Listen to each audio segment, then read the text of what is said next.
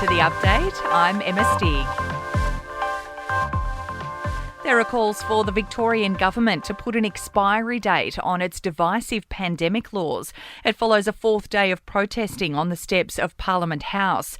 Meantime, the New South Wales Health Minister is pushing for the state's emergency COVID powers to be extended until late 2023.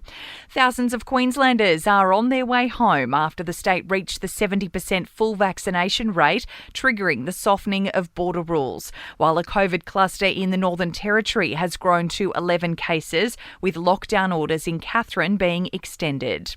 Google has announced plans to invest in the future of Australia's digital economy, pledging $1 billion to fund new research, infrastructure and partnerships in the tech sector over the next 5 years. Prime Minister Scott Morrison has welcomed the additional funding, but admits there are still concerns about the content published on platforms owned by tech giants. Above all, we need to ensure that we apply the same rules to the digital world that exist in the real world. A chemical which detects blood will be sprayed at a home on the New South Wales mid-north coast as police continue to search for missing toddler William Tyrrell. Officers have spent the day sifting through a garden bed, looking at the possibility the 3-year-old fell from a balcony in Kendall. They're also searching nearby bushland for his remains. The Reserve Bank doesn't expect interest rates to rise before 2024. RBA Governor Philip Lowe says it's unlikely Australia will be affected by global inflation pressures, arguing our wage market and low energy prices are acting as deterrents. And poor air quality has been found to have an immediate impact on brain function.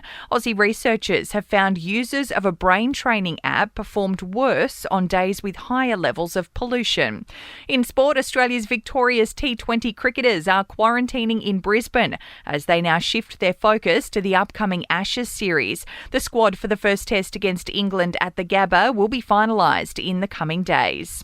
The Wallabies will be without captain Michael Hooper for Sunday's test against Wales. He has a sprained foot.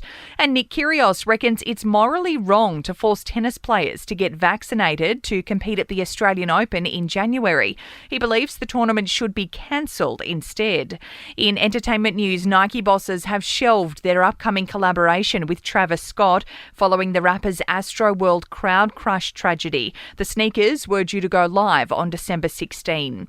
The Kid Laroi is keen to work with Ed Sheeran on some new music. The Aussie teen sensation topped the charts with his Justin Bieber collaboration Stay, and is hoping to replicate that success with Ed. And George Clooney admits turning 60 made him rethink his grueling work schedule. The veteran actor says he decided to take a good look at his work-life balance to try and spend more time at home with his twins. That's the latest from the Nova Podcast News team, but we'll see you tomorrow morning for another episode of The Update.